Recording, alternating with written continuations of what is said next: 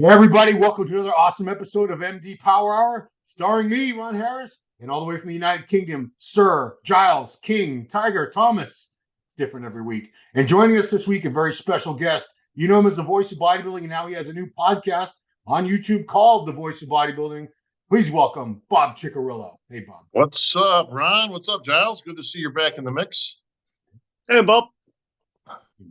So, Bob, congratulations on the new podcast. You were actually one of the very first podcasters in this entire industry years ago. Was it 2005 that you had that one with Dan Solomon called Pro Bodybuilding Weekly? Yeah, well, it was kind of more of we call it a radio show, but I guess in today's standards, it would be somewhat of a podcast. But yeah, we kind of pioneered that whole thing. And then even after that, I mean, I had some early stuff with Peter McGuff as we, both loved Peter, all of us. I shouldn't say both, all three of us. And, then continue with David Bay. And then, people move and things got a little funkier to do. Some of the technology wasn't around yet. But and then I brought it back a year or two ago, but I just wasn't in a spot at that point. Too much traveling, couldn't really commit to it. And had to get some financial back and really do it right. And now it's exploded. I mean, thank God, and thank you to all the subscribers. But I think the timing is really good right now, guys, because there's just so much garbage out there. I mean, everybody's got a podcast. And the sad thing about it is I'm seeing podcasts done by people who don't look like they've ever even seen the inside of a gym. I don't know what makes them bodybuilding experts. I don't know why they chose this sport to kind of put or why they have an opinion that somehow counts more than mine or yours. Not only have they never worked out, I'm sure some of them they might work out, but a lot of them, I promise you, have never been to an actual contest. They've never sat in front of actual bodybuilders competing and seen it in real life. They've only seen YouTube videos. Maybe they've got a pay-per-view here or there. And yeah, obviously that's something we're getting into because we're seeing an entire generation of people commenting on results of bodybuilding contests that they disagree with, and they've never been to a contest. They only see them on their computer screen, or maybe they stream it onto their big screen TV at home. I don't know, but they've never seen it three-dimensionally in real life. And you've had this phrase, I think you pioneered it. You got to be there. I don't think I heard anybody else really say that before you started saying it, but let's start there, because being there in person, as all three of us who've been to a zillion shows know, it's very, very different, especially if you got the good seats, which we're usually fortunate enough to get. When you're very close, if you're where the judges are, you're seeing things that I don't care if it's 4K or 400K or whatever the hell they have right now, you can't see it. Well, this is where I can use your guys' help and expertise. Help me out, okay? Because clearly I'm full of shit, right? I'm an industry guy. I work for the Manions. I'm on the payroll. It's funny because I keep looking at my bank statements and I don't see any damn deposits from Manion, from the IFBB Pro League, from anybody. But I'm a company guy. I'm a shill for the all this stuff, right? We've all heard it 1,000 times. But so anything I say has got some other, connotation to it. I'm just covering for the judge. I'm doing this. So I'm going to kind of throw this back as a question to you guys. Both of you guys have covered numerous shows. Ron, you've been to probably more shows than I have even.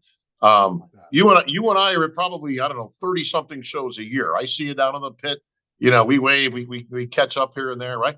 Yeah. And you are literally right where the judges are. So my opinion doesn't mean anything clearly to a lot of these people out there, but maybe you and Giles can lend some clarity. Is it a different show from where the judges are sitting, from either the guy in the 100th row or the guy watching at home? Is it different? They can even say that when I don't have my usual awesome seats, I don't think I can judge the show fairly. Like, I don't want to throw any promoters under the bus, because I understand they can't always put me up very in the first row when people are paying $1,000 for those seats. Right. But if I'm like 10 rows back or more, I'm starting to look at the screens and now I'm seeing what people are at home. But when I'm up close, especially like a lot of the shows, maybe like the Tim Gardner shows where I'm able to be up close. Thanks, Tim. Appreciate that.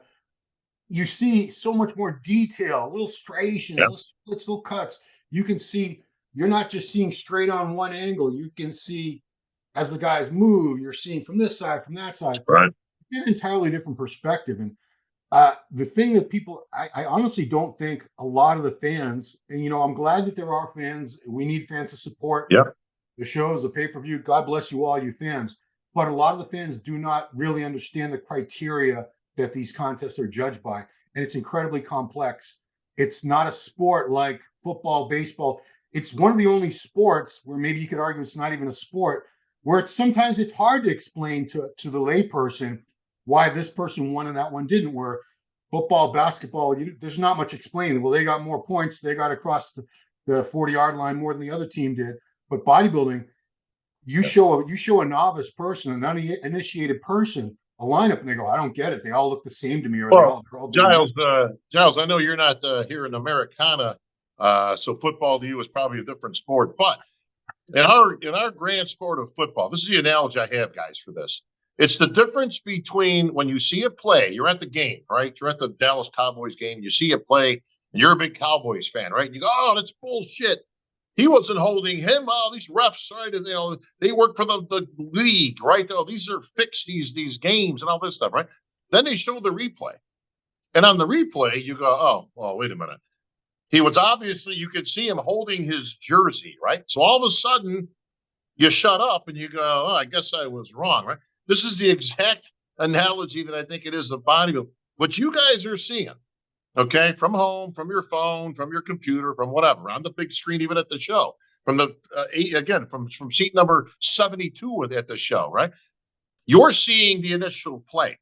The judges, the media guy, they're seeing the replay. They're seeing that detail. They're seeing what really went on. And then all of a sudden you got egg on your face because, well, you saw it, but you didn't see it, right? So Giles, I don't know if that's the same in your neck of the woods with football or soccer, as it would be here. Soccer. I think when it comes to live streaming, being there versus watching, because I'll watch it in the studio and I'll watch it on my phone. I'll have it on the phone, the laptop, and on the big screen. I link up to the big screen for my studio. So I'm watching kind of on all three. And sometimes you can see three different stories going on just because of the clarity. Yeah. But I think 100% the argument, like I had that thing with Milos and I said Andrew Jack looked better. And I went right. I went more so on the feedback that I was given from people that were there. Because I think when it tends to be that when you're there, it tends to favor the guys that are in condition. Because sure. I remember I really upset James Hollinshead once on the play-by-play. He won the NPC European, the Spain show in 2020. And I put on the play-by-play because I was watching on my laptop and it wasn't a very good laptop at the time. And I said, I think he looks good. I said, I think he'll be top 5. And he ended up winning it. And it upset him because he said, I can't believe you said that. And I said, well, look, basically I was asked to comment on what I was seeing on a laptop, a pretty poor quality laptop, which I don't like to do. So the big guys kind of draw the eye when you're watching a live stream. But when you're at the show, you tend to see, because it's, there's 4K, 8K, whatever. It's not as good as when you're actually physically seeing someone under the lights. So sometimes the conditioning is something you definitely get more of a picture of. And like I said, I don't care what the quality of the live stream is. It's getting better and better all the time, but I do find that. So sometimes I'll always, if I'm not at an event, like I did for the Arnold, I was messaging Ron and a few other people, a few friends that were there. And I said, come on guys, tell me what's really going on here. So, because I'm struggling here. So, and then I usually base my opinion based on that. I want to throw out there Gilco Productions, who did the Arnold, top notch. That's like I said, if I'm not in the first 10 rows, I'm looking at their stuff because it's so crystal clear, but it's still not the same. It's never the same. No, it's not. Yeah. The bigger guys tend to favor when you watch the live stream because it's funny. It's like even when I was sat at the 2001 Olympia and I was really far back, we had rubbish seats. We were right at the back, and my eyes were just purely drawn to Marcus Rull and Ronnie Coleman because they looked the biggest. I didn't even look at Jay, but then when I saw the pictures and I was like, oh shit, Jay did look really, really good. He came really, really close. But on the day when I was watching it, I was like, Ronnie's got this easier. And why the hell is Marcus Rull 14th? He's huge. But obviously then you see the photos and, all these other elements. But, it's kind of like watching it on live stream when you're sat that far back. But when you've got good seats, you really get an accurate depiction of what's going on. So it is tricky. And like I said, even though qualities of live streams are getting better, and I mean, some of these live streams I'm watching, they're so pin sharp. I mean, it's incredible, but still, it's not as good as being there. Bob, on one of your podcasts, we call them podcasts or podcasts, right? These videos. Yeah, whatever. So you did. I don't know. You did one last week or the week before about trying to explain to the butthurt fans of Nick Walker and Andrew Jack and Big Ramy, this is why they placed where they placed. And I don't know how much of that was being absorbed and appreciate how much was falling on deaf ears, because if you're a rabid fan of one guy, Giles and I have been talking about this a lot. A lot of these fans, they're fans of one guy. They're not fans of the sport. They love Nick Walker or Ramy or whatever, and they don't really care about anybody else. And their guy's the best bodybuilder in the world, and they're not going to hear it when you try to explain, because nobody's perfect. You'll explain, well, the structure on Nick or the Ramy or this or that, and they're like, no. They'll just extol the virtues, the strong points of their favorite guy, and they totally want to negate, just gloss over the weak points, because they're so dead set on this guy is the best in the world. Nobody could possibly beat him. And if he's beaten, it's bullshit. It's politics. No, it's got to be, right? There's got to be some reason your guy didn't win. But I did get a lot of good feedback, which was very cool. My numbers have gone up just crazy. I mean, stupid over the last 3 weeks. But I think it's because people true fans of the sport really do want to listen. The most common comment that I got back was, thank you for explaining how and why the judges are doing what they're doing. I've never heard it explained before, or I've never heard it put like in those my terminology, in my Bobisms and all these other famous things, right? So, and I try to explain things with with analogies and all this crazy stuff I come up with, so people can absorb it. It's like when you talk to somebody about nutrition and diet and all, and they're like one of those doctor type people, and they're throwing out all these terms that, look, I don't know a lot of that stuff. I mean, that's not my thing. But you're talking so far over your head that you're not really absorbing what they're talking about. So I try to talk in regular talk, like we would be talking shop. And I explain and try to explain, okay, what's the story? Like, how's it work? And what I was trying to explain initially, as you guys heard, was it's done in a series of rounds, okay?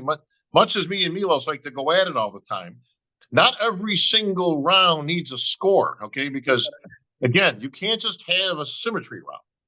And it's like symmetry void of what? I mean, everything else. So it's just whoever is the most symmetrical. I mean, listen, this bottle is perfectly symmetrical, right? But that has nothing to do with anything if it's not combined with proportion and shape. And now you go, oh, what about just proportion? Let's just have a proportion round. It's like, but proportion, I mean, again, this is proportional, but it's void of shape and symmetry, right? And you can see where I'm going with this is one thing has to have the other, has to have the other. So while everything isn't being, quote, scored, it is being judged. And that's the difference between when these guys get on stage, and every coach, all three of us have heard this hundreds of times, right? Coach, from the minute you walk in that stage till the minute you walk off, you're being judged, right? Now, if they're saying that and that's true, well, then, again, the point I like, the counterpoint I like is me and Milos battle on this posing round, no posing round, all this kind of stuff. Well, then why should they work on their things if it's not getting scored? Because they're being judged. Yeah. I don't know. Don't you want to show your physique to its best? Don't you want to win the show?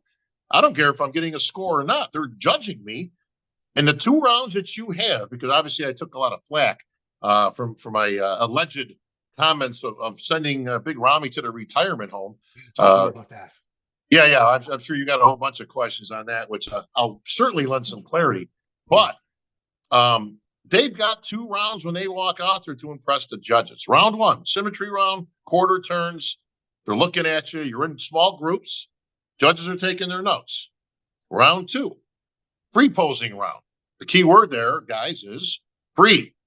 Not that you don't have to pay for it.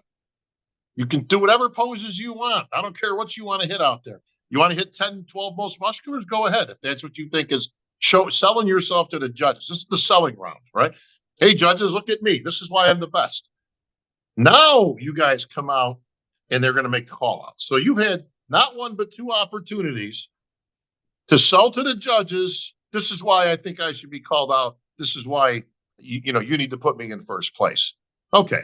Now judges brought the guys out as to what they seen fit, and that's the way it works. Did they get rid of, Bob? You can clear this up for me. Did they get rid of that round where at the very beginning of judging, the men used to come out individually and have 60 seconds? Has that been replaced? Do they still do that's that? the free posing round. Same thing. All I see is, all I remember seeing at the last bunch of shows is they come out in groups. So if there's 20 guys, first number 1 through 5, number 6 through 10, number 11 through 15. Yeah, I can't answer that actually. It's the same exact thing. It's just reversed in order. Some judges prefer to see the individuals first and then the groups. Okay. Other judges, like Tyler, he likes the groups first, and so does some of the other. It's about 50-50. So it literally just depends on your head judge. It doesn't really make any difference either way. Personally, from the flow of the show perspective, I actually like the free posing round first and then the groups. And like Sean Ray had a point years ago, which was you should come out first in your own capacity, where you got a clean slate. You haven't been looked upon as with anybody else, you know that. And I kind of get both sides where it's like, yeah, I can kind of understand some of that. By the same token, you're going to be out there in the next round anyway, standing next to somebody. So, but to answer that question, Ron, it's the same exact thing. It's just in what order. So it's rounds 1, 2, and 3, or it's rounds 2, 1, and 3. You know, but either way, you do the same thing. The 60-second round is the free posing round. Okay. Does it depend on the number of competitors? Because obviously, when we had the classic at the Olympia, I mean, we couldn't have brought out every single one. I mean, it would have, you know, like 59 competitors. I mean, surely if there's 10 guys at the Arnold, they're going to bring them out one at a time and, you know, it doesn't have anything to do with the amount of people in the show. The last Olympia was a nut house. I mean, we had 400 athletes. We had to make concessions. You know, we did a pretty good job, although I'm not in favor of that many. I'm all in favor of that many people qualifying. I think we need to have a cut round in there like every other sport in the world. But that's a whole nother subject that we could talk about. But that said, everybody got equal time. They all got 45 seconds on the mark to show what they had to show. You know, that was the only way we could do that. But Giles, but yeah, there's no rhyme or reason other than giving these guys an opportunity, or girls, we just use it in general, to show what they got. And again, sell yourself. Here's why I think I should be winning. And then you get direct comparison, which is the easiest way. Like, I've gotten a lot of flack, like I did it, right? I'm not a judge, but, well, they never moved Ramy in the middle. He was always on the outside. It's like, that's because they didn't feel like he merited consideration for first or second, or in this case, even third place. So he's also within a 12-foot range of the other guy. Listen, four guys out there. Exactly. They were calling out 4 at a time. And I said to Ron last week, I said on the YouTube comments, I said, look, the judges saw them for 60 seconds. I said, someone like Steve already decided that he wasn't in contention for the top 3. So that's why he was put on there. So it makes no difference by being put in the center. It's not an advantage. But here's the thing, though, Giles, right? I've marked off shows, as you know. I put shows on. I've promoted shows. I've taped the floor and all. There were 3 feet marks. So Big Ramy, he's all the way on the end, all the way like he's a football field away, right? He's 3 feet from the other guy. And listen, they can see 4 people at the same time. This isn't difficult to do, right? If at that point you don't have enough that they go, you know what? I want to see one judge. One judge could have asked to see Ramy in the center next to Nick Walker, whoever else was in there, and they would have made that call. They do this every single show. This guy switch with this guy. 2 and 6, switch, please, right? We see this every show. That's because a judge says, you know what, I want to see Ramy in this. Okay, not one judge clearly asked for this. That's why he was there, because he was fighting for 3rd or 4th the entire show. You can make a case for 5th. Yeah, no, I mean, it was close between him and Clarita. That's why they brought the 2 of them out together, because basically the judges were decided that the top 3 was pretty clear, and then it was deciding 4th and 5th and 6th. You know, because you have 2 or 3 different contests going on in the top 6. You'll have, okay, there's the correct. You bring out Jay and Ronnie by themselves. You know that's the top 2. Everyone knows that's the top 2. Classic, when they brought out Ramon and Chris, we knew that was the top 2. We knew that Urs was 3rd. You know, so. It's clear. A lot of the fans, the Ramy fans, they are adamant that if he had been put in the center once, it would have been clear that he was the obvious winner, and there was an agenda against Ramy. And they're saying, you know, this is the politics, because Ramy. Then why would you let him win Arnold's? Why would he be 2nd in the Olympia? Why wouldn't you put him in 10th? Why would you give him second place with, you know, this close to winning? The only reason Kai never won an Olympia is because of Phil Heath. Phil Heath was just better at every Olympia. Now, whether it's a mental thing, whether he just had Kai's number, or he was just a better physique, there's a reason that Kai Green was always better at the Arnold than he was at the Olympia. And that's the way it goes. Listen, but it wasn't no conspiracy to keep him out. Why would you put him in second? Why would you put him in 8th, 9th, 10th? You never hear a winner cry politics. That's the bottom line. You never hear fans say, "Oh, it's politics. He shouldn't have been first." You know what I mean? It's always when they lose. To your point, Giles, I haven't gotten that one response from anybody in the Samsons camp telling me I'm full of shit. It's amazing, honestly. It's funny that, it's 400 to 0. Like, not one person complained that their guy won. Yeah. But I got Nick Walker people telling me he should have won. I got Ramy people telling me he should have won, and I got Jack people telling me he should have won. Can we quickly go back to your point about educating those fans of that particular body? Because I've never, in all my years, I've never really seen such a sort of divisive kind of, like you said, the Andrew Jack fans are really Andrew Jack. You've got Nick Walker, and all like 3 or 4 of those groups of fans all felt that their guy should have won. But you know what I have found, and I've gone back and forth, and I've literally had cut and paste arguments with the same people, just changing the name. But you know what? One thing I did notice, you get a few people that are literally adamant, you know, but if you're really actually quite polite and actually take the time, like you have on your show, you really take the time to explain it.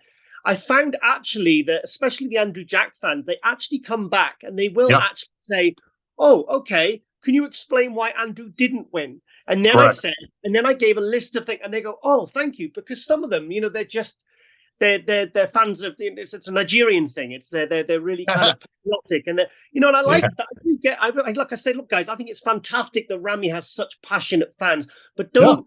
You know, you have to understand that there are other guys that feel exactly the same way about their guy too. And it was very, very close. If any of that top 5 had been thrown in the other direction, really, would there have been riots? Probably not.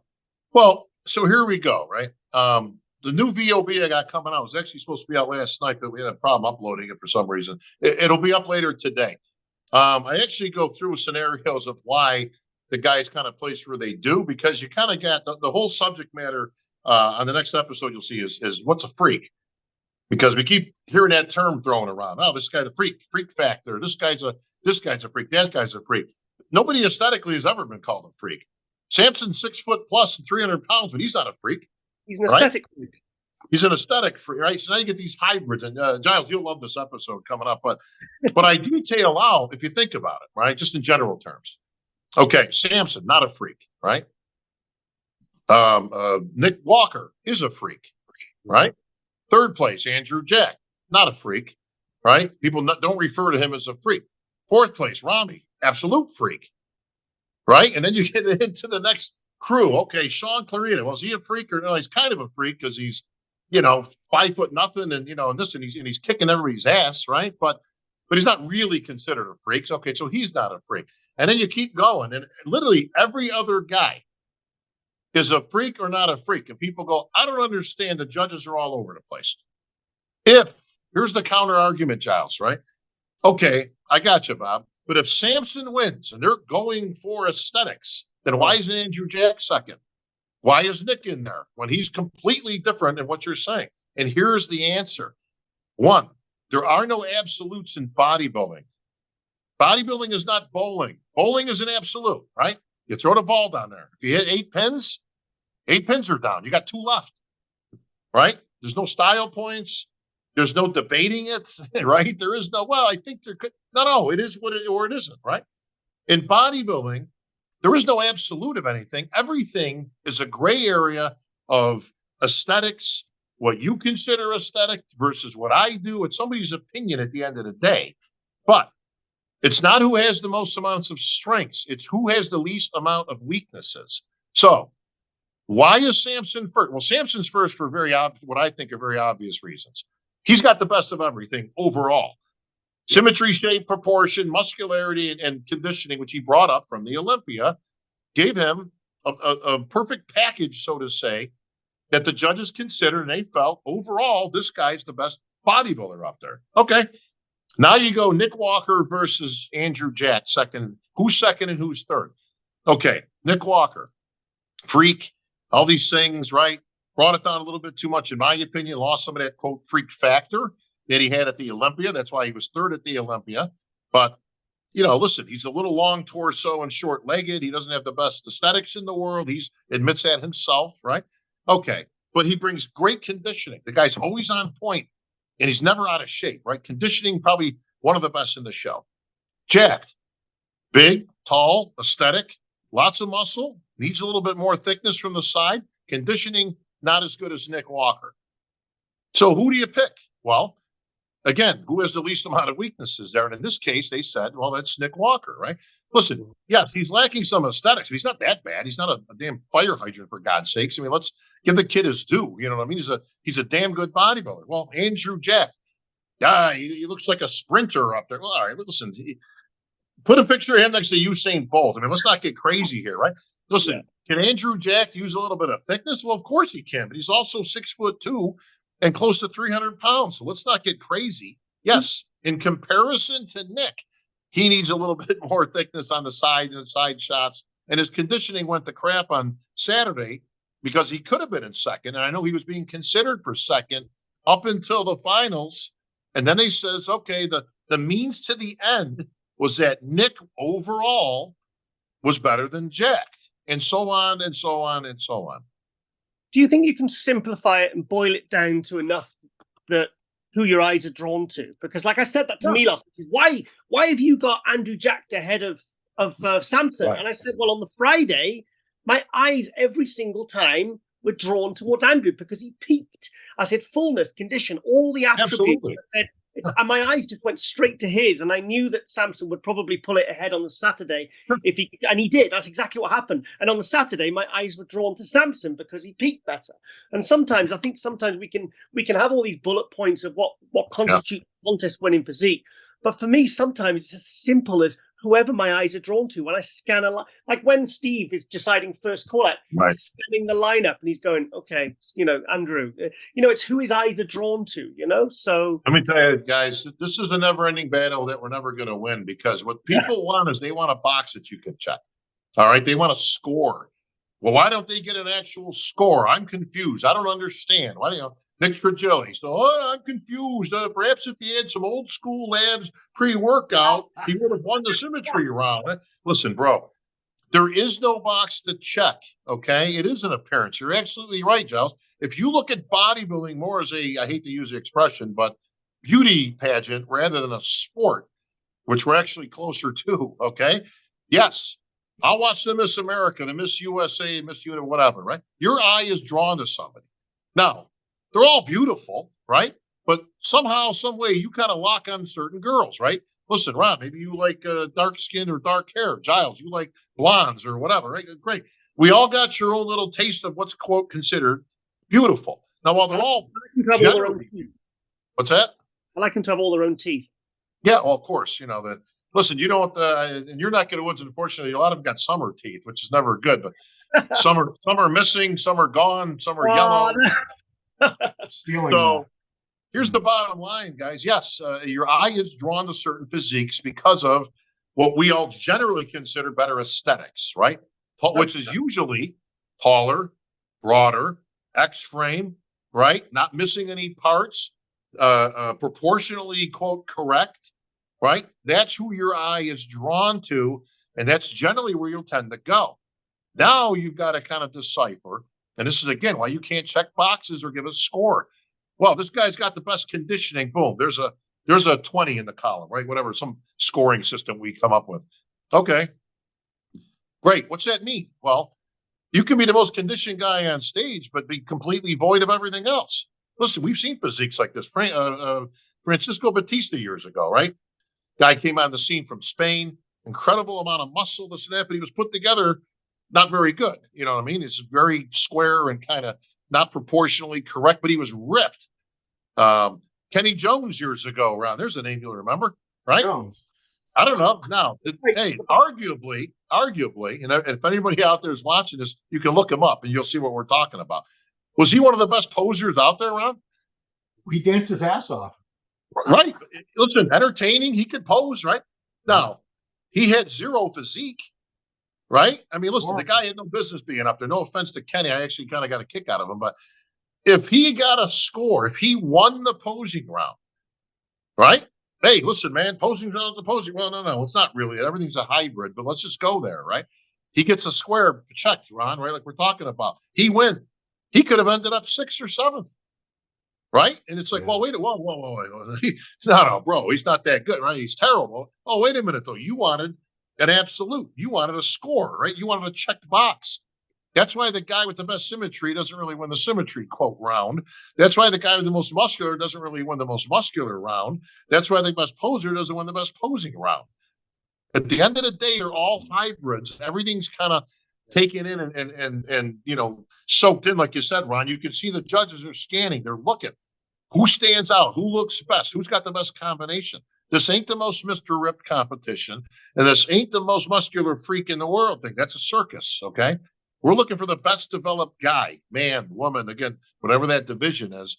And that's how it generally works. But people, you got to work with us here, okay? That's how it's done, and that's how it's looked upon. Learn something from those who have been around the sport for many, many years, decades in some manner, and have seen these shows up close. We can teach you a lot. Another thing that the fans bring up a lot when they're displeased with the results, which is every damn show, is well, so-and-so won more poses. There's 7 mandatory poses, and they'll say, Nick won this, that. He won more poses, so he should have won the show. Well, see, again, they want an absolute. This guy versus this guy in a particular pose. First of all, let's just go to something that generally is seen as a, quote, win for Nick. Side pose, okay? Nick is incredibly good at the side poses for 2 reasons. 1, he's short and compact. 2, he doesn't have any leg sweep on him. If you look at his physique, he has almost no sweep to his legs. His legs are front to back. So when he turns to the side, man, he's got that hanging hamstring and that big freaking hunk of meat that they call a thigh, right? In his chest, in his arm. He's got those big arms. It's a great pose for him. Here's the problem, okay? The side chest pose is not about the chest. It's your entire physique in the side position. It's in the side chest position, in the side tri position, in the front double bicep position. It's not about the biceps. It's just called a front double bi. It's a position that they're looking at your entire physique.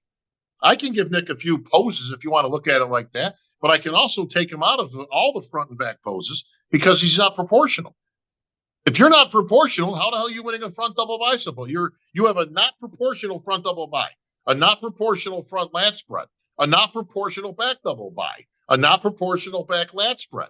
You see where this is going? You don't win poses, okay? You get assessed against the other guy. So why isn't Samson win that pose? He's more symmetrical than anybody out there, right? 300 pounds, in good conditioning. So how does he not win that pose? You can see where you can make an argument either way, but that's why you're not scored. Again, there is no score for the side chest pose, for the most muscular, for the abdominal pose. And so there just doesn't, it's not scored like that, okay? It's a general assessment of the physique. And at the end of the day, it's somebody's opinion versus mine. I mean, listen, Ron, we've both seen shows, and Giles, we've all seen shows that we could have 3 different winners. Well, I like this. Hey, guess what? Taller guys tend to like taller guys. The short guys tend to like shorter guys. I mean, this is not a miracle of people that are sports, fanatics, or, in this case, bodybuilding fans.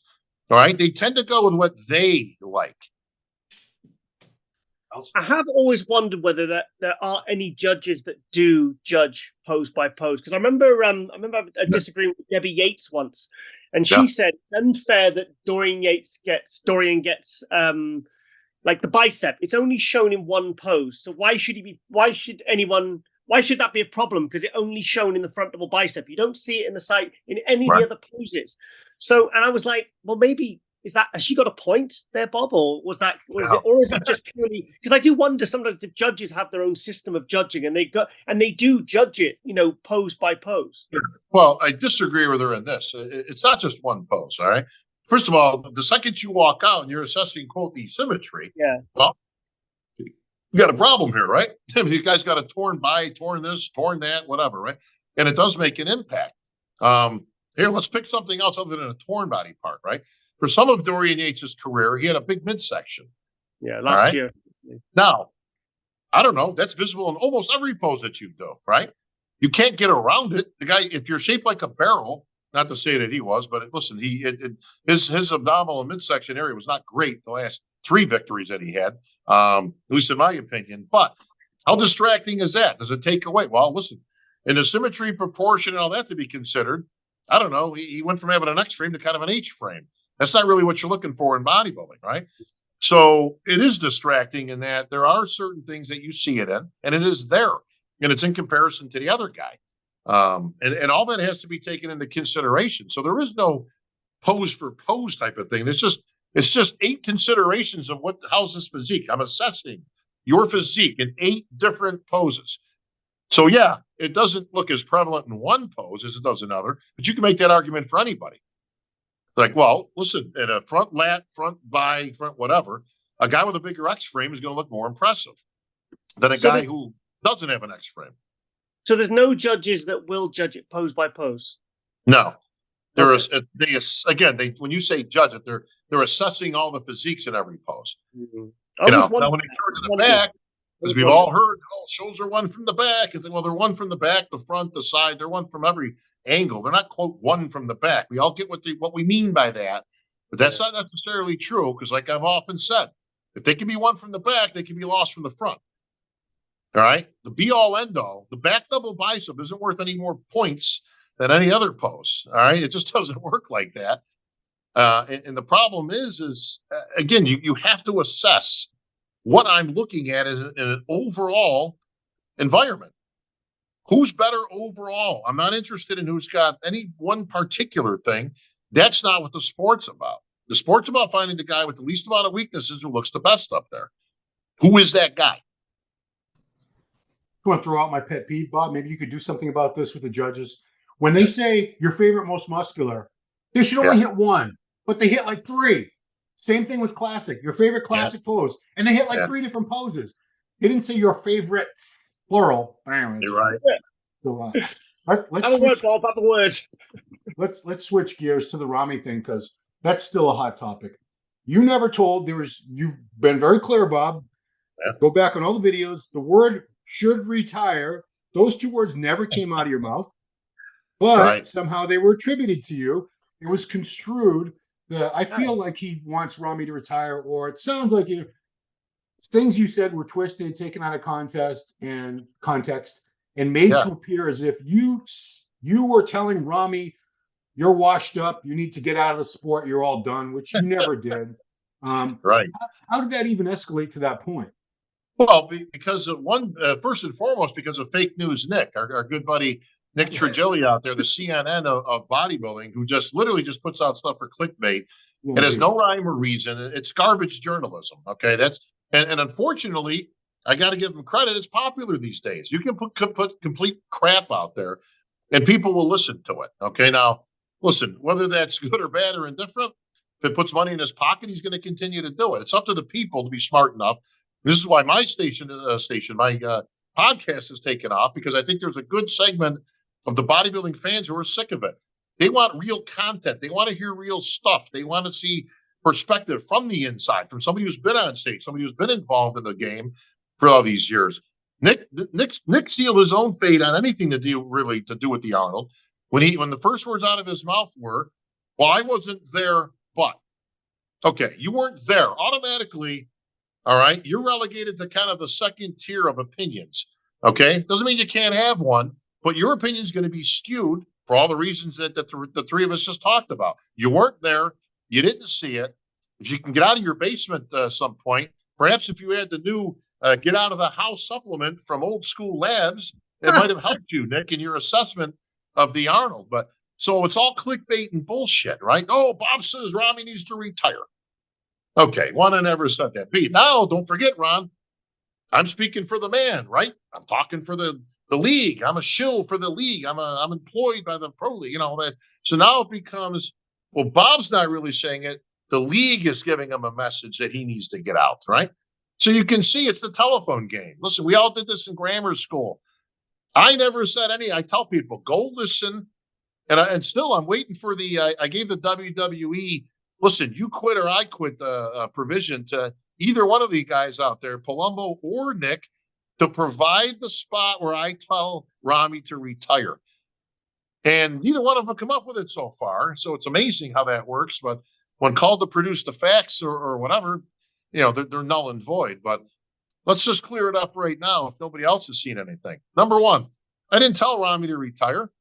Number two, if you can't see that this guy doesn't have the same physique as years ago, which is why I put the photos up, and I'll take the blame because I didn't check with the editing people when they put the wrong picture up. Okay, which I then corrected and I put it up on my Instagram. If you go to my Instagram right now, there's two pictures around me 10 years apart. If you can't see the differences, then you got no shit in business commenting on anything with bodybuilding. Okay, it's very obvious and very evident. He's not the same guy as he was a few years ago. He's got some problems, which they have brought up themselves. Chad Nichols has addressed it. Well, yeah. Well, listen, bro, you don't know what you're talking. He's getting stem cell treatment. Well, I don't know about you guys, but you don't get stem cell treatment unless you're trying to fix a problem, right? So there's a problem that you're trying to fix. What's the problem? Even Dennis admitted. Well, yeah, I mean, I know his arms are a little down. Okay, so now his arms are down. Right. I noticed the same thing. That's what I said. Right? Which are making his shoulders look funky. Okay, so there's numbers. So now I'm 2 for 2 because I said his shoulders look a little weird. Okay, I don't care what he's doing. Well, you're saying he's taking synthol. I'm not. Listen, you could be taking Nutella and injecting it into his. I don't give a shit what he's doing. All I'm telling you is what it looks like. That's what the judges are doing. They're looking. You don't get to fill out a resume of what you did or took or whatever, or how you got there or whatever. They don't give two craps about your story. Okay, so now I'm 2 for 2, Ron. Arms are down, shoulders a little funky, waistline is a little bigger. Well, listen, bro, if you don't think anybody looks different than they did 10 years ago, okay, so now I'm 3 for 3. You're admitting his waist. Well, yeah, of course. So is everybody. Okay, so let's just deal with the facts. His thighs are too damn big, and he's got whatever's going on there with the dents that we keep hearing about. Well, he fixed that from okay, so there's a problem there. Now I'm 4 for 4. Okay, now, so what part about this am I the one who's wrong? All right. Well, he's greatly improved from the Olympia. If you can't see that, then you don't know what you're talking about. He was way off at the Olympia. So the fact that he's better at the Arnold doesn't mean he's back to specs. It just means that he's better than what we saw at the Olympia. Well, guess who else was better from the Olympia? Samson, right? Who was in 6th at the Olympia and got so much better. Nick, probably not as good as the Olympia, but not far off. So he holds his own, right?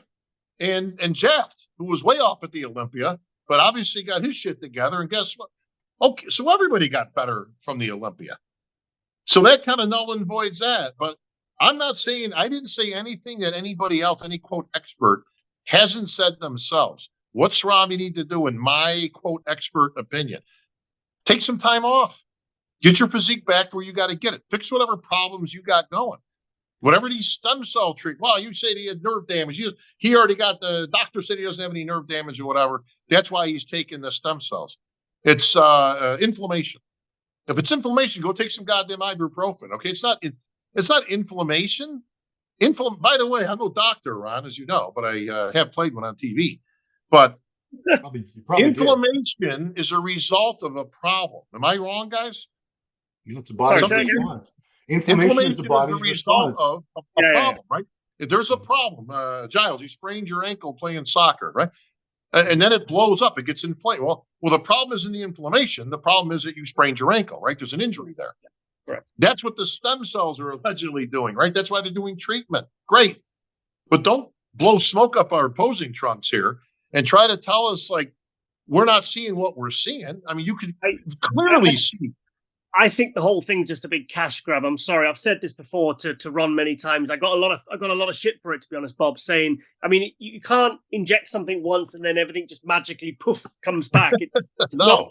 I mean, I do the show with Ronnie, and I get regular updates every time I speak to Ronnie about, and he's saying it's like, what, 2 steps back to go, 1 step back to go 2 steps forward, and you're constantly doing this, but it's over like at least a 2-year period before you see any real. Right. Well, again, I'm going to ask for your guys' help in this once again. Help me to help you to help me. Okay. By me saying that Ramy should tend to his health, get fixed whatever it is he needs to get fixed, and if he can't get his physique back to what it was before when he was winning Olympias, then yeah, maybe he should think about going down, to the next road, right? Is there anything wrong with saying that? Like, why would he want to come back if these things continue or it keeps him out? His last two shows, if I'm not mistaken, again, correct me guys if I'm wrong, were 6th and 4th. Okay, this is a guy who was a 2-time winner of the Olympia. So clearly something has happened there, and it's not that he didn't show up in Pittsburgh. So if he can't get back to that, Giles, what should he do? I'll answer it, but can you answer me something? Sure, that's why I'm here. What would you have said to Ronnie Coleman after he took 4th in 2007? What would you have said to him if he'd have said, Bob, I've lost it to Jay. I've tried to come back better. I'm slipping. I mean, arguably Dennis Wolf should have beaten him that year. Yeah. What would you have said to him there and then if he'd have asked you at that point? We actually did have that conversation. Now, he wasn't asking me as if he needed life advice, right? But we actually did have that conversation. And I told him, go out like a champ. Don't, some people got to get out, taking out, kicking and screaming, right? Look, nobody's sending you a message. Nobody's trying to tell you something. Nobody's trying to put you out the pasture.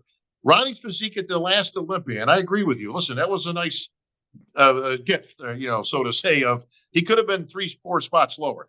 Yeah. Jay has gone on record saying his last Olympia, he could have been a few spots lower. He didn't even contend that, right? I've seen this over and over and over with guys, right? Once you get past your expiration date, you have to be smart enough to go out on top, okay? If you can, okay? Listen, I don't blame Ronnie for trying to go for the record. He absolutely should have gone for it. How many other people are in a position to break this record that we'll probably never see in our lifetimes, right? But you could clearly see his physique was not the same guy that was just a few years earlier. Listen, there was nerve problems. There was the midsection going on. He wasn't as sharp as he was. He was still a very, very good bodybuilder. But now he's 40-something. Okay, bodybuilders don't age like wine, everybody. Okay, they don't generally get better with age. But listen, read the tea leaves. Okay, I don't want to see a guy disintegrate. Listen, you know what? People should be honestly looking at it from a different perspective. I don't want to see a guy go out there, a Ronnie, a Jay, even a Ramy, right? Listen, I got great admiration for Ramy. We're friends, okay? But I haven't heard him bitching and complaining about anything, right? Bottom line is this.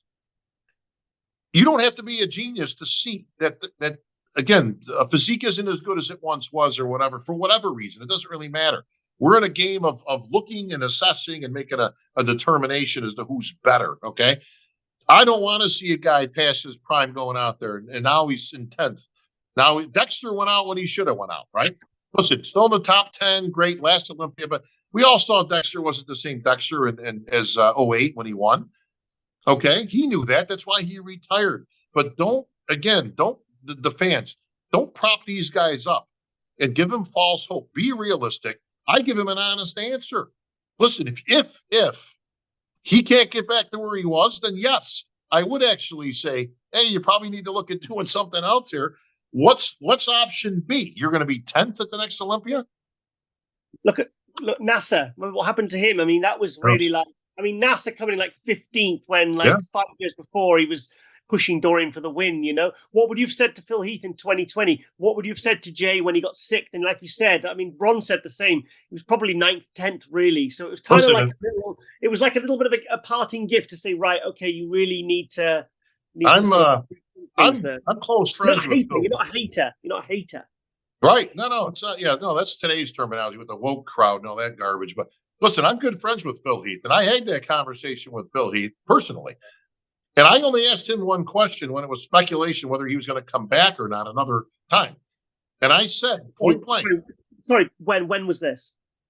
This was before his last show. So when he took third. 2020. Right, okay. Right. Okay.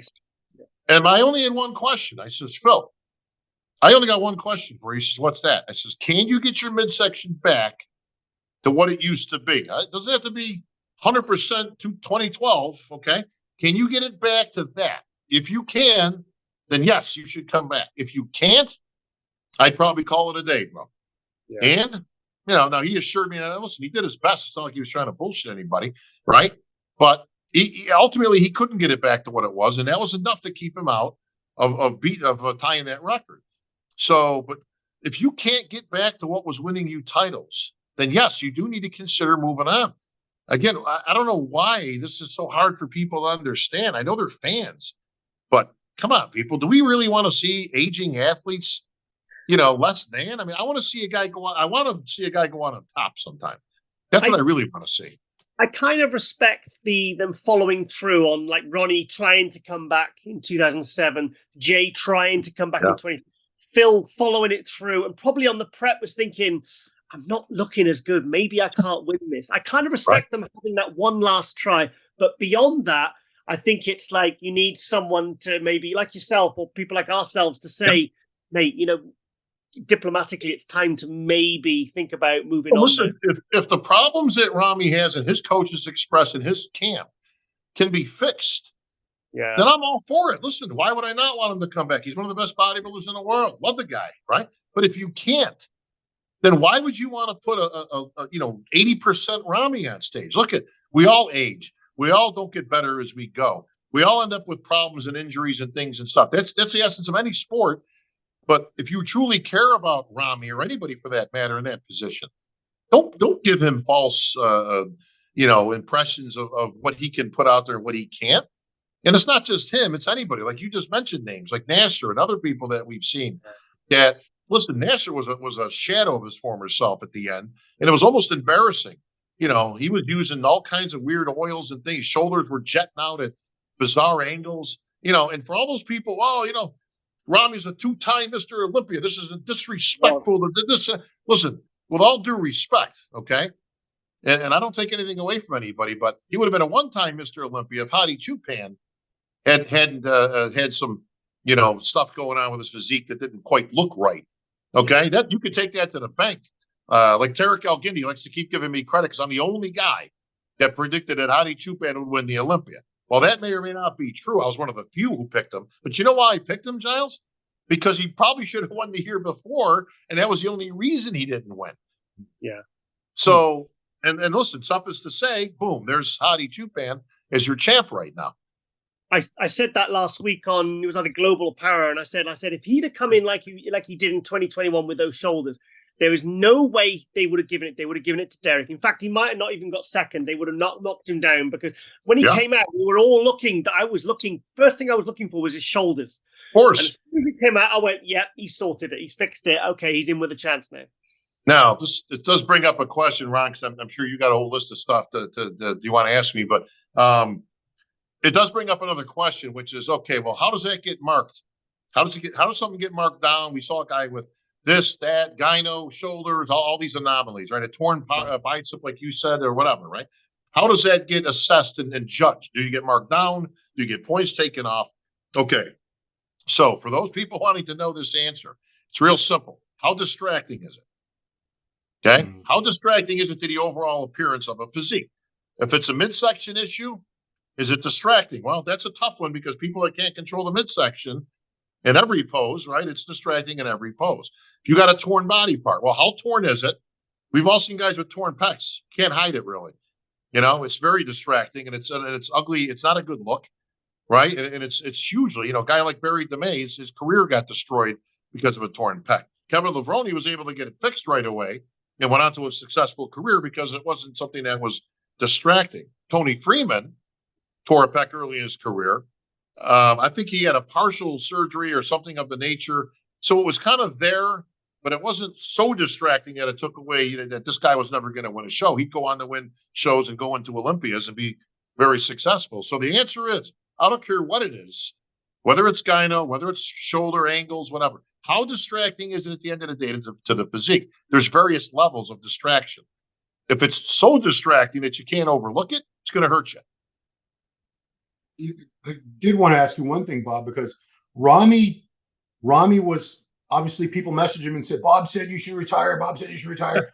And, but he never took the time. I love Ramy too. I'm not trying to put him down here, but he never went back and listened to anything you said. I don't think he just took it on the word of Dave and Nick and whoever. Right.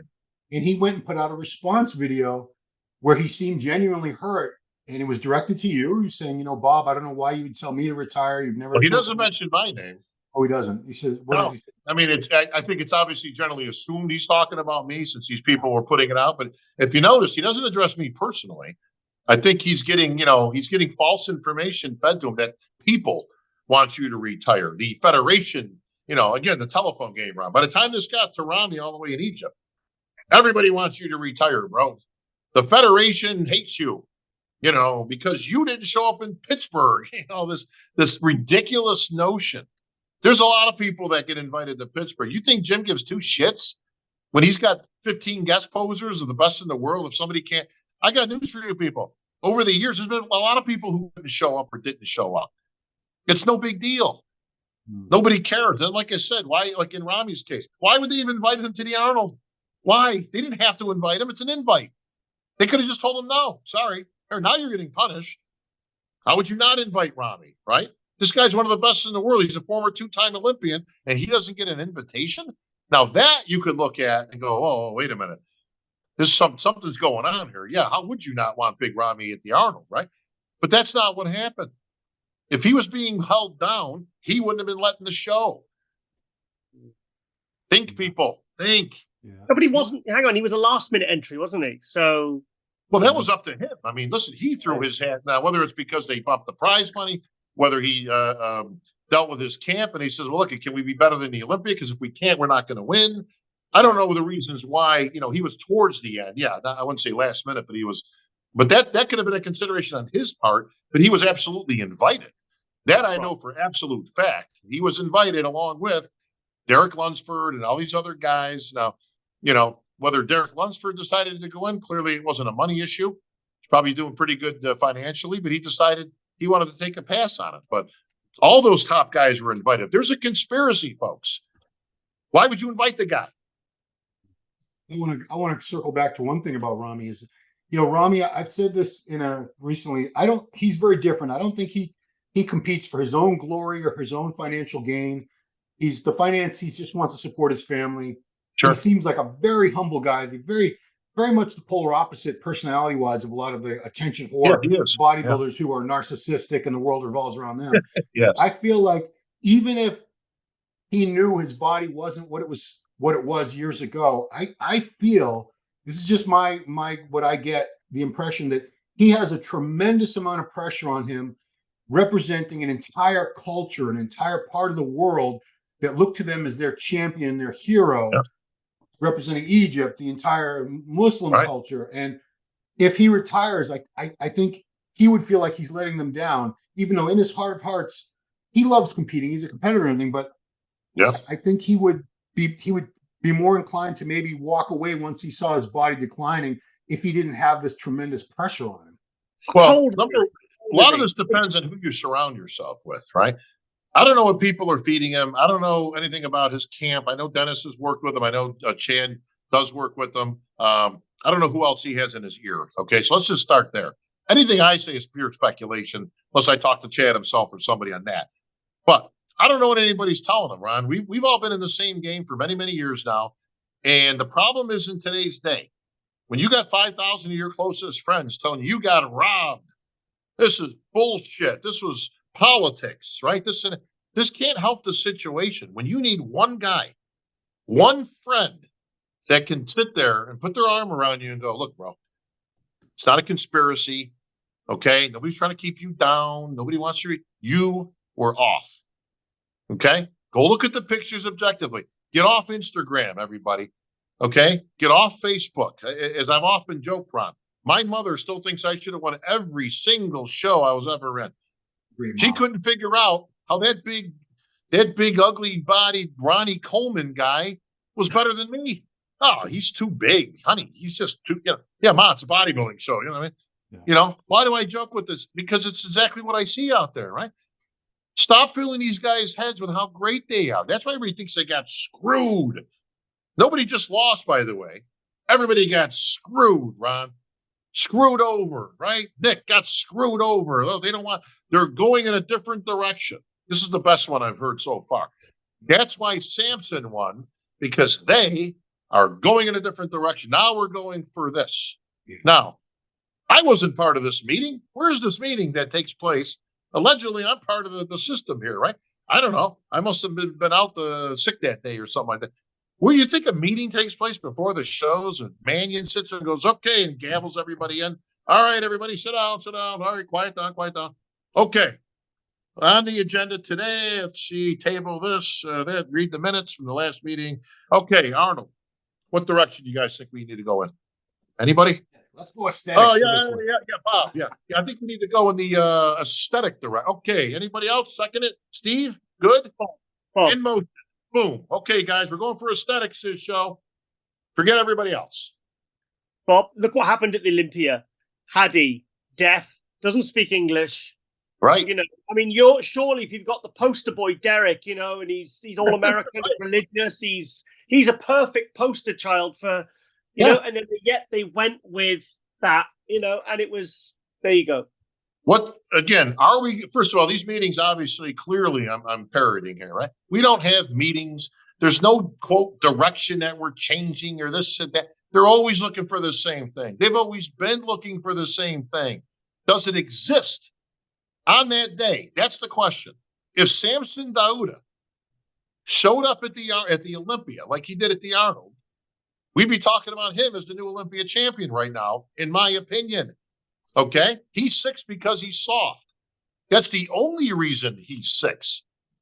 He's much sharper at the Arnold. He's still not 100%, but he's damn close. And like I've already said, and I've already given him my christening as the next. If he can get 5% sharper at the Olympia, he will be the new Mr. Olympia. Wow. Because I think he's that damn good. Okay? He's got things some of the other guys don't have. But that's here nor there. If and when, and and all that kind of stuff is irrelevant to who shows up. What are the judges looking for? They're looking for an aesthetic guy with a lot of muscle who looks great. They're looking for the best physique that's built. They're looking for somebody with almost no flaws. Now, we've all been to shows that guy ain't up there. The best guy up there was this guy, okay? And he's lacking in this, and this, but he was the best guy up there. If there's 10 freaks up there, who's going to win the show? A freak, right? That's all you got. Oh, that's what they're looking for. No, that's just the best of whoever showed up there, okay? We're looking for a certain ideal. Bodybuilding is all shades of gray, okay? There's all kinds of levels of, well, he's good at this, but he could use more. Well, but he's still the best of what's there, right? Hey, he could be a little sharper, but he's got the best physique. We've seen this show after show after show, but people, please stop with the conspiracies and the talk and the rhetoric and the Federation and the Manions and all this stuff. Let me tell you something, I've said this many times, right? If this stuff is scripted and set up, then these guys are the dumbest bastards I've ever laid eyes on. Because some of the decisions that they've made then would have to be up there with the most ridiculous, stupid, ill-conceived, dumb, not getting the Federation of the sport anywhere decisions that I've ever seen. Do you think it helps us to have an 8-time champion? In any respect? Jay couldn't have beat him in 01? I think Jay beat him anyways in 01, but I don't know. You don't think that would have sold more tickets? Right? If the big white guy beat the incumbent champ, right? You got all that kind of stuff going, right? He's been on his door, knocking at it, beats him, controversial finish. What would that have done for ticket sales in 02? Right? I mean, how about Phil Heath breaking the record, right? Would that have sold some tickets? Sure. I mean, come on. I come up with 100 scenarios of why how about Victor Martinez, 07? Oh, Victor got robbed. Victor got screwed. The uncrowned Mr. Olympia. You don't think it would have helped ticket sales if he beat Jay? Of course it would have, right? Listen, this isn't hard to script or do anything, but these got to be some of the worst writers I've ever laid eyes on here. These are not good decisions for selling tickets, everybody. It's what they saw and it's what they called. It doesn't mean we got to agree with it. There's plenty of decisions. Me and Ron and Giles, we've all had conversation. I don't have that guy winning. Hell, I've talked to Jim after shows. Yeah, I had the other guy. He didn't even agree with the decision, but that's the judging process. There's 11 of them. Take out highs and lows. That's who ended up winning. Doesn't mean you have to agree with it. Go ahead, Giles. I'm sorry. Ron, I mean, me and Ron have talked about this many, many times, Bob. We feel that the judging has certainly got better, gone up a level since the split in 2017. I mean, it's Like we could Sure. go through, put some real research and do dozens of examples. But I'm telling you, and I think the Olympia and the Arnold have gone to another level again in terms Yeah. of judging fairness and politics. Do you know what I mean? It's Yeah. like the argument, like I just gave of Derek and Haddy, it completely removes the argument for politics. So, I mean, I mean, what's your feelings on that? Well, I agree, and I agree for a few reasons. Some people that were influential or up there are gone Yeah. since that split. You know, some of those names, which we won't bother even mentioning here, but there's a reason that they're all over any other team. Okay, like people like to find like kind to be with. It's like the island of misfit toys over there, right? You get all these idiots that really, honestly, outlived their usefulness some time ago, and some of them were a problem. I don't say the problem, but they were part of a problem. And listen, you got to weed through. You can do all the research and the things you want and all that stuff. Right? It's never 100%. All you can do is do your best to ensure that they're doing what they should be doing. And until something presents itself, well, I don't understand. Why don't they do something about it? Well, you have to know about it first to do something about it. When things come our way, when I say our, yes, a lot of things come across my plate that I do present at a pro league or whatnot, where if I see something that's off, it's I bring it to somebody's attention and go, look, this is something I think we need to look into. Listen, sometimes there's something comes of it. Sometimes there's nothing there, but you can at least ensure. And again, this is why I went through the painful process of instructing Nick and anybody else out there how the judging process really works, because this idiot is still out there giving falsehoods. So, Samson, I don't understand. How's the guy win? I'm confused. How's the guy win with straight one? It was unanimous. No, it wasn't unanimous. All 7 judges, there weren't 7 judges. There was 11 judges. Oh, yeah. Oh, you don't know what you're talking about, right? 11 judges, 3 highs and 3 lows were thrown out. I didn't see the score sheets before that process. Okay. So I don't know how many people. Listen, 2 people could have had Samson in 4th. I don't know. Those scores would have gotten thrown out, right? 2 judges could have had Andrew Jack in 1st place. Those would have gotten thrown out because they were highs and lows that were thrown out. 11 judges. There was 11 judges, not 7. Wow. And as was reported erroneously by some outlets, okay? Once again, they like to talk like they know what's going on, but A, they weren't there, and B, they don't have a clue what they're talking about. There was 11 judges at the Arnold, 3 highs and 3 lows were thrown out. That's also the same case at the Olympia. There's 11 judges, sometimes 13 at an Olympia like that, because we have international judges that you want to give a little love to and be on a panel and experience at the Olympia level. Sometimes there's 13, and they'll take 3 highs and 3 lows and throw them out. Now, why do they do that? This ensures the integrity of the judging process. Okay, so you're a guy, you're a bad egg in there, and you think that you're gonna do something, right? And you got the guy in 6th and 1st. Right? And nobody else has him in 1st, right? There's obviously something, you're seeing something not everybody else is seeing. Not saying you can't have a different opinion, but not that far off. There's not one show any 3 of us have ever been to that I looked at either one of you and said, who do you got? And you went, I like this guy. And he was a 6th place. But that's never happened, ever. Nobody's that far off, okay? But what's that do? Well, it takes that one and it throws it out. It's again, 3 highs and 3 lows in this instance.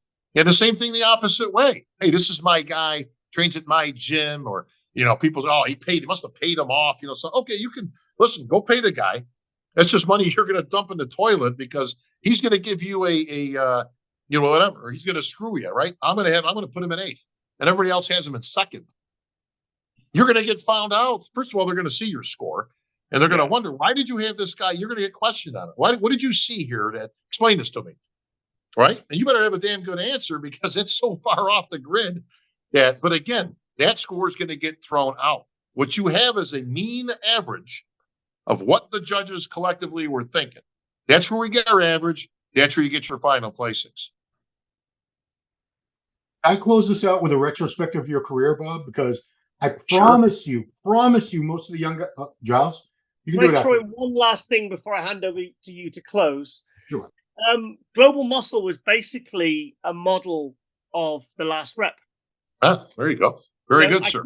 I told you this in Global a couple of years ago, and I said, look, basically, I took that idea and that premise because I mean, that was revolutionary when that came out. I remember just thinking, oh my God, this is amazing. I watched every episode. I thought it was absolutely fantastic. The dynamic of having a you and a co-host in like a TV ESPN style. And when I was basically putting Global together at the end of October 2018, it was your show that I basically appreciate that on, and and really and look, and we're now in our 5th year, and so thank you for that, Bob. Well, A, thank you. I appreciate that, Giles. B, a big part of that was Peter. We lost Peter a few years ago to cancer, unfortunately, and he had a long battle.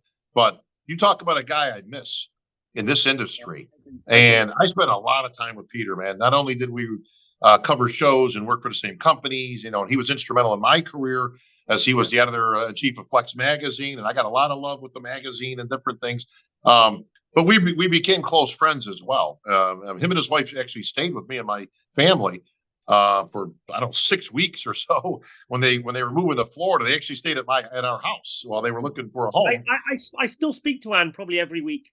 Yeah. Anne is still great. I mean, we love her. She's actually in the UK at the moment because she's trying to sell the house. And I know. About 5 minutes. She lives about 5 minutes away from Woollerton Hall, which is the Wayne Manor where they filmed Batman Begins. Oh, wow. Okay. So I've come down and I said we'll do a photo in front of Wayne Manor, and I said we'll spend the day. So Nice. we go down and see her. So sorry. Well, these. Was going to go into the bodybuilding, but the movie career. Ann and Peter Peter was such a icon in the bodybuilding world. You talk about historian, he put me to shame. I mean, and the beauty of Peter was he was there. Yeah. He's a little bit older, obviously. But his history, when you talk about like the universe back in this date, or the Olympia, he was there. He was hands-on. I mean, you can't, and unfortunately, we don't have a lot of these people left. They're in short supply.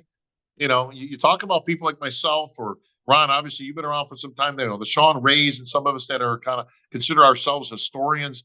And I love some of these shows. I know John Hansen does a great job with preserving, some of the older bodybuilding stuff, and I applaud that because we've got a history that I think is, because we're not just bodybuilding anymore. That's very varied now. But you talk there's fans today. They don't know anything existed before 2010. Where it goes. I've talked to people who don't know anything before. Like, I didn't start following until Ramy started winning the Olympia. I'm like, wow, that was 3 years ago, right? Well, all right. So here I go again. Bob, you were born on December 1st, 1965, according to Wikipedia. Yeah, that's You started accurate. You started competing in 1978. 78. So I started training in 78. I actually hit my first show at 13 in 79. So yeah. Wow. So 1987, you were the junior national champion. Yeah. You did 12 national level shows. You finally turned pro at the 2000 USA. Yeah. Just quick highlights. 2002 Night of Champions, which was the predecessor to New York Pro, had 31 men in it that year. You took second place to Marcus Rule, who we just referenced. Beauty and the Beast. And then you closed out your. Third. Who was that? Who was third? Paco was third. Oh, Paco Yeah, Batista. Paco. We're talking about That's Batista. right. But just to back up, the 91 Nationals, you were part of the greatest amateur lineup the world ever saw or ever will see. First place, Kevin Levrone. Second place, Flex Wheeler. Third place, Paul DeMeo. Fourth place, Ronnie Coleman. Fifth place, Matt Mendenhall. If you guys don't know who Matt was, look him up. Google. It was amazing. Sixth place, Bob Cicherillo. Who some podcasters are calling you Cicherillo. I'm like, Jesus Christ. Yeah, they got it wrong. That's okay. And seventh place, Chris Cormier.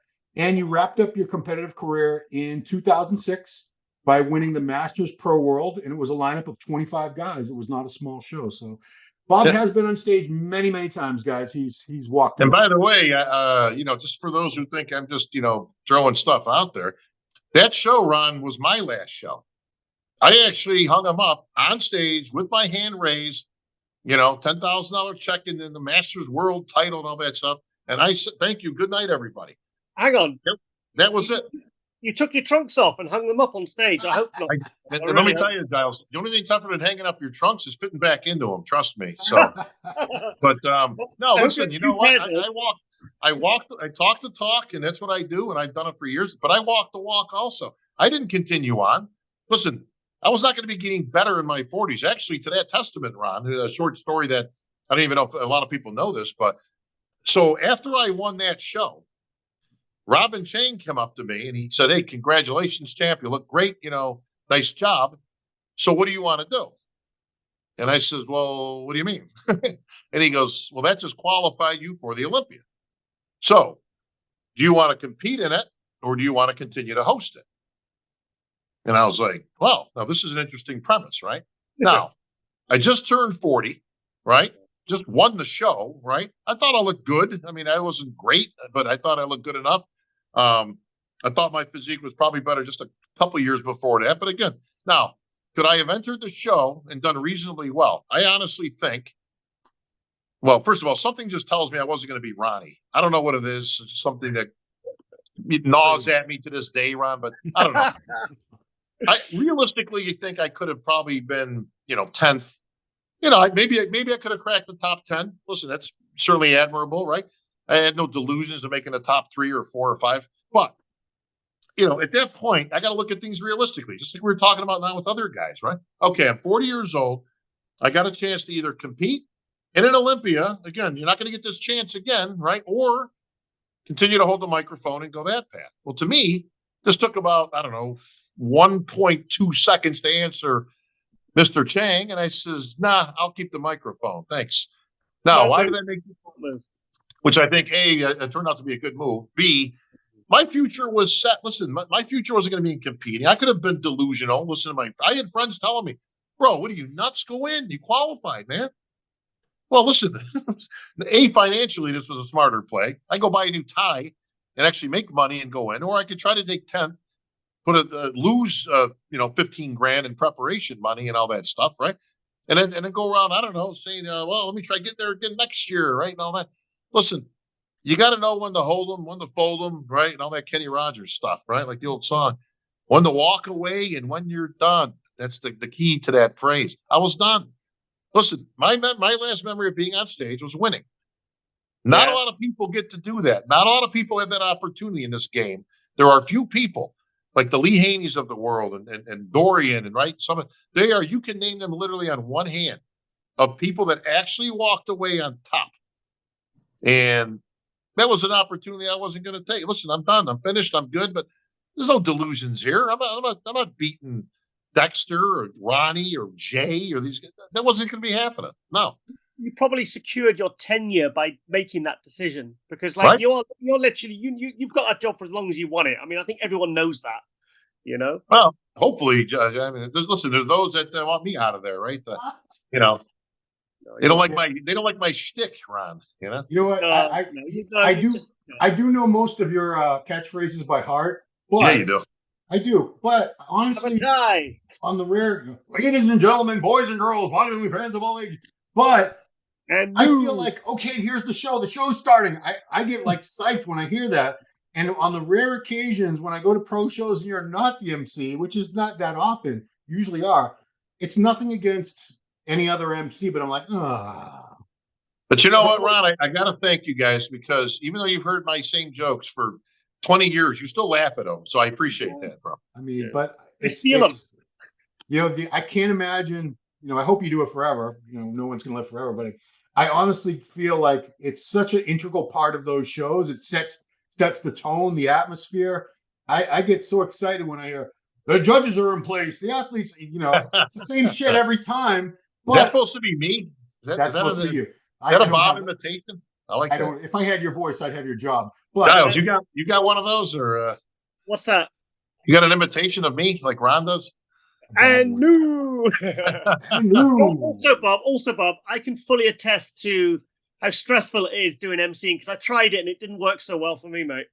I'm glad you brought that up because I get a lot of flack as you guys, either way. Listen, half the people love me, half the people hate me. Okay, that's cool. But, you can't attest. Everybody thinks this is like the easiest job in the world. What's it take? You got to listen to the guys' names. And Giles, you've been there and done that, bro. So, maybe you could lend a little light on how difficult the job it is up there. I said a few months ago, I'm going to stick to live stream because main thing is I get to sit down. Yeah. Just stood up there. I tell you what, because I have done it. I did a couple of shows with other couple of federations just to kind of learn the ropes because I wanted to do it for Emceeing Pro League. That was the goal. That was and I knew I had to get some practice in somewhere. So I did do a couple of shows. And my God, and these were small shows. These weren't NPC long. And I tell you what, I was exhausted. I mean, it was so. And the thing is, you've got to keep the energy up. You've got to keep. Can't be up and down. You've got to be consistent. And then then someone said, right, okay, you know, they're going to turn the lights off at 10:30. We've got all these classes to do. Yeah, so right. You're thinking about pacing. You're thinking about getting people's names right. I mean, there's a lot of different things. I mean, it is. I tell you what, hats off though. It's like when I tried judging, I didn't realize how hard it was and how many different elements there are. You know, think 10 things going on at once, you know, until you actually do it. I tell you what, guys, you know, hats off. It's an art. It's a real art. Thank you. Thank it. you, Giles, for that. And, you know, the one thing I would say about that, because I know you guys probably got to get going, but there are 10 things going on at the same time when you're at the podium that you have to be cognizant of. It's not just reading names. Like for some odd reason, people think that's what you do. That's the least of the issues that you got going. Yes. You have to be cognizant of the judges, the athletes, the expediters, the press in hand. Ron knows this. I'm very attentive for the press to get their photos. Yeah. Because I've seen other MCs, right? They just start wandering around or they're off to other things. And the guys are walking off the stage. Look, everybody's got a job to do. They got to get those pictures of the top 5, the winner, you know, whatever it is. So I had a format that I went to years ago where whoever it was out there, 5 or 6, get that picture. Now dismiss those people, leave the winner. Try to get the junk out of the way so they can get a good picture of the, you know, we appreciate the sponsors and everything, but you got bags and proteins and things. Listen, get the expediter to take that shit off. I'll try to get the athlete to hold the trophy up or something because you get that picture. But now Ron knows this stuff because we've worked together for many, many, many years. But things like this, people don't see. You have to orchestrate that as the MC. You have to do that because nobody else is there to do that. So, you know, there are, you know, again, as you'll test, there are 10 different things going on while you're sitting there trying to entertain, trying to keep the show going. You can't be over the top. Because you can't be over the top for 8 hours. I've been up there for 8 hours before. Yeah. And it's difficult. Listen, again, you got to pace yourself. You can't come out. Nobody wants to hear you screaming. This ain't a carnival. You know, you get those guys, you know, they're just yelling stuff. It's like, bro, take it easy. You got, here's 5 more hours to go, bro. You know, take it easy. The thing is, Bob, if you get it wrong, it's not like you can go back and do it in 10 minutes. That's it. It's one shot and done. And especially something like the Olympia, if you do something wrong consistently, you can't go back the next day and repeat it all. You've got that one shot and that is it. And it's live. Ron, Bob, you know when something goes wrong behind the curtain or something's going wrong or someone's on an earpiece, something's going wrong with somebody's music. And the thing is, you have to hide that. You have to cover for that and fill time or, you know, and again, there's things that people don't even know. You know, again, now somebody like Ron or yourself who's covered many shows, you're attentive to everything. If you ever notice when I'm up there, and Ron, you would have definitely noticed this. I'm always flipping through pages. Like it looks like I'm looking for something, right? I am 2-3 pages ahead trying to find stuff that's wrong. It's a wrong placing. I got 2 guys in 4th. There's a winner here. That's the number is different than the name, right? And you try to catch this and head it off beforehand to get somebody to go fix it or whatever, right? Before you even get there, because you have to be ahead of the game. So that goes on. Here's some inside stuff for you guys that nobody knows. Did either one of you realize that there are 6 commercial spots that I bill for at the Olympia? What do you mean? So let's just say we're at the Olympia this past year, right? At some point, you'll hear me say something like, all right, well, that's round 1 of our fitness girls. We'll see them back a little bit later in the program as we go to our night show. We'll have our ladies back and all that kind of stuff. We're just getting the judges' sheets changed over right now. We'll be coming back with whatever in just a few moments. Meanwhile, folks, you know, it was back in 1965 that Joe Weider created the Olympia, blah, blah, blah, blah. I'm actually filling for a commercial that's being played in the pay-per-view. Oh, yeah. Right? And it might be something arbitrary. Hey, folks, the stars are out tonight. We got some of the best in the business here today. Hey, here's what the biggest fan in the world, Shaquille O'Neal. Hey, Shaquille, you know, blah, blah, blah. In my ear, what's going on is somebody's cueing me saying, okay, Bob, we're going to commercial in 3, 2, 1. That's when I'll start with something, right? Hey, there's Melly Mel, second best dressed guy in the house, bro, as usual. Hey, bro, hey, you know, now in my ear, okay, Bob, coming up at 30, you know, coming back in 5, 4, 3. Now I got to start fresh, right? So what you'll hear is a pause. I'll wrap up whatever I'm saying and say, All right. Well, the scores have been compiled and we got it down to our top 10. We're going to bring our top 10 ladies out at this time. If I can have everybody on stage, please. All right. Because when they come back, boom, the camera's on me and you want to be in the middle of a sentence. This happens 6 times throughout the Olympia. And it happened, I don't know, 4 times, whatever, at the Arnold. This is what goes on that people have no idea of what's happening. So as they're looking at me going, what's this idiot doing? Like, why is he just standing there staring at the... Chances are great I'm waiting for a cue because they're coming back from a commercial or an interview that's going on the pay-per-view in the back. So yeah, it's not that I'm a deer stuck in the headlights or I don't know what's going on. I'm either filling time or I'm waiting for a cue. Yeah. But just the behind the scenes action, guys, that nobody gets to see.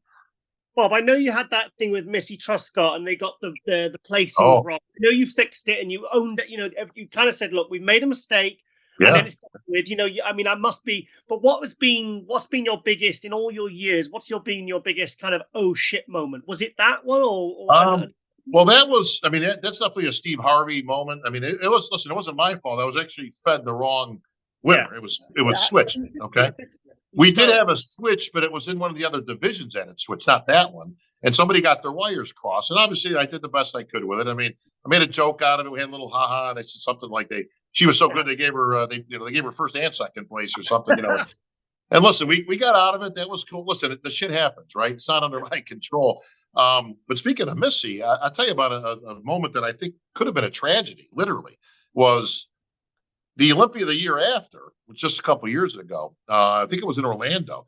Missy had come out it's always Missy for some reason. I don't know. We got some weird thing. They brought out this big, giant, tall ladder like looking thing. And she was going to vault off of it. Now, it's high. I mean, it's a tall thing. And they put it out there, and I'm getting it ready now. This kind of goes back to what we were just talking about, right? Is, you know, you're just reading names up there. No, you're got to be cognizant of a lot of things. And I looked over, and I couldn't tell. And again, if you were to watch the video, you'll see me looking over and kind of squinting. And then I actually come out from the podium, and I'm looking. And what I'm looking at is, you ever set a ladder up where it's cocked, where the one leg is up, right? And you got to fix it, otherwise it's not square. You know what I mean? Like it's going to tip. Well, when they set this thing up, I couldn't tell when I'm looking at it, but it looked like to me that one of the legs was off the ground by like a foot. Oh shit! Now I've seen this routine before, and I know what she's going to do. She's going to go to the top, and the first move that she makes is a somersault that's about 12 feet up in the air onto the ground. And I'm shitting because I'm thinking to myself, holy crap! If that leg is off, she's going to hurt herself bad. Yeah, like she's going to do a flip. And if that thing cocks when she goes, she could land on her head. I mean, literally she could get like something. And I actually did something I don't think I've ever done, especially in Olympia. I actually stopped the show. And I said, good. Hey guys, hate that, you know, but can we just get somebody to check that? You know, and Big Steve actually saw the same thing. And he went, no, Bob, you absolutely. Yeah. Can we get these guys out here? If you look back at there, we stopped the show. The guys came out and they did, and I couldn't tell if it was an optical illusion from where I was, because I'm on the side. And I was like, you know, do I say something? Do I not say, you know, that she's getting ready to go on. And I thought to myself, I can't take this chance. This girl's going to kill herself. Yeah. And, you know, and again, thank God we fixed it. Everything was cool, you know, but it was up about 12 inches off on the front. It was cocked. Yeah. She would have got to the top. She would have wanted to take off and the thing would have moved. Ooh. And God knows, like she's going to do a somersault. She's going to land on her head. So thank God we fixed it. But I mean, you've obviously made the right decision and the right call. But like now, obviously, you're very experienced. Things can not go wrong, but things you have to think, okay, I need to problem solve right here and now. I need to do it fast. Listen, what about the early days when, like, you know, something unexpected happened and you're like maybe thinking deer in the headlights, oh shit. Yeah. I got the perfect story for you guys to close this out. So second year I'm doing it. It's me and Sean Ray. Remember the first 2 years I did it was me and Sean up there, right? Yeah. And you know, Ben Weeder came out and he did a speech, right? Ben was still here. And David Pecker came out and then he was going to do a speech. Then I get introduced and I would come out and kind of warm up, you know, and then, you know, hey, here's Sean Ray, my co-host, you know, the whole thing, right? Okay. So Ben goes out, does his thing. Pecker goes out, does his thing. I go out, right? I get introduced. I come out. And as I look over, I introduce Sean, right? He comes out. Hey, Sean, I'm back on the Olympia stage. Finally, you know, blah, blah, blah, blah, blah. And as we walk over to the podium, I look down And I have nothing on the podium. Nothing. All my paperwork. Now, Giles, you've been on stage and you've been at a podium. I have the entire run of the show that's already sitting up there with my notes and everything I'm going to say, and the competitors list and everything is all sitting on the podium so I don't walk out there with a bunch of papers, right? As I look down, okay, Sean, and I look down, and I swear to you, bro, I go ice cold, and I can, you get that, when you look and you think you lost your wallet, right? Or your keys, and you got that moment of holy shit, right? And that cold thing hits you, and that sweat starts going down the back of your back, right? And I'm like, holy shit, where's my paperwork? Bro, I got nothing. Zero. Where was it? Well, I got to figure this out. And again, if you want to laugh sometime, Ron, you can use this as an episode of something. But if you go back to that show, excuse me, and you find, I'm getting all choked up just thinking about it, and you find that opening, what you'll see is I pitch something to Sean, right? And I go, okay, well, Sean, tell us about the last time you were at, some bullshit, right? Now, thank God Sean can talk, right? So one of the few times I've actually been, graced with this, actually came in handy. I pitch something to Sean, and while he's jabbering away, I go behind him and I get Steve Stone's attention, who was around at the time. And he's the head expediter. And I'm looking down, it's kind of like one of those, Steve, it's like, yeah. And Sean, and back then, in 2001, I was, he's going on, right? Okay. Where's my paperwork? What paperwork? Bro, I don't have any papers. It's all gone, right? Blah, blah, blah, blah. Who's got, I don't know, either Ben or Pecker. Like somebody took my paperwork. It's gone. He's like, holy shit. I'm like, hey, do something, right? So he goes. Just about then, Sean, so anyways, Bob, that was my experience. Okay. Yeah, well, Sean, let me ask you this. Throughout history, right? I'm buying in time, big time, right? And I got nothing because if we finish, I can't start the show. Yeah. This is a disaster, right? I mean, it's like, oh my God. And he comes back, boom, right? And there's Steve, and he brings me these paper right here. I got this big paper right here. Here you go, bro. Okay. And I grab him and I look, it's Friday night's stuff. And I'm like, no, I need Saturday. I don't know where, bro. I don't know where to look. Pecker's got to have it. He was the last guy up here, right? All right, hang on. Now me and Sean, I don't even know. We're shooting a shit about something, but I'm literally buying as much time as I can. Well, I'll be damned. Okay. Just as we're wrapping up and I'm out of material, right? Here comes Steve. And it was like a scene out of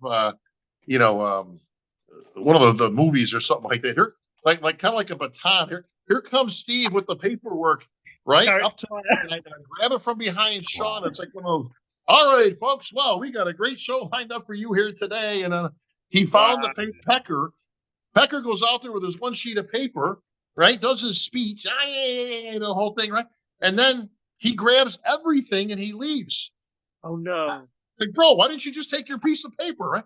Nah, he grabs the whole, bro, it's this thick for me. I got a whole show run here of names and things and stuff and presenters. And, yeah. And he'd take everything was sitting in the green room in a pile on the table there. So, anyway, you talk about a no shit moment. It's like, this was the beginning, and I'm thinking to myself, I'm going to bomb in this thing and I'm gone. Like they're going to just fire us. It's one and done, isn't it? It's one and done. But, how many years have you been doing it by that point then? 2. I mean, I had just started. 2,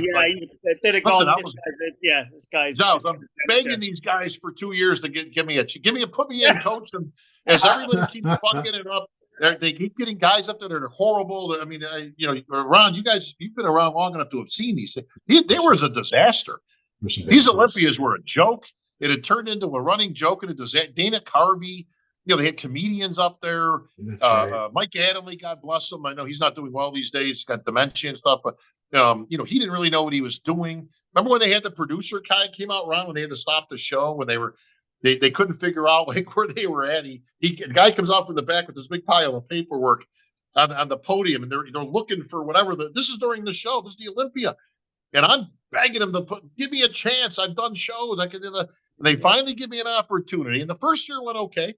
With me and Sean, everything went smooth. Everything was good. So this is the second year that we're at the table here, and this is what's going on at the beginning. And I'm like, oh God, like I'm so done. Like they're gonna think we're the biggest idiots, Yeah, it was David Pecker who stole my paperwork. So there you go. There you go. You winged it, and it was so it was a close one, but it it pushed you to limits, though, didn't it? And you learned. well, thank God we got rid of old Pecker and we got new wood now. So we wait. Have you been waiting 90 minutes to say that? Drop the I have. mic. Drop the mic. Oh my God. Yeah, that's where we got to end. Well, Thank God for Jake Wood. Yeah. So, man, Bob, thank you so much for taking a big chunk of your day like this. Sure. Voice of Bodybuilding with Bob Cicherillo. It's just called, the channel is called Voice of Bodybuilding. Right, Yep. Correct. Right here on YouTube. Yep. Amazing content. And guys, if you're a fan, don't feel offended. We're trying to help you understand. Bob's trying to help you understand how these things are judged, so you can actually have a more enjoyable experience and not just, leave every pay-per-view going, and these judges, I don't even get it. He's trying to help you get it so you can actually have a better time watching these shows and really appreciate what you're seeing. And I'm just grateful every time you're emceeing these shows, Bob. I can't see a pro show without you as the MC. Well, thank you guys. It's been a pleasure as always, man. Yeah. So guys, that's been MD Power Hour. Thanks for watching. Subscribe to the channel, like the video, share the video, leave some comments. Bob might even be a nice guy and reply to some of your comments here in the next few days. Who knows? You never know, Maybe. guys. There's enough money. I'm in. So appreciate you guys watching MD Power Hour with Ron and Giles, and we'll see you right here next time. Hey, did you like that podcast? Smash that like button, subscribe to MD, and please comment down below. Thanks for watching.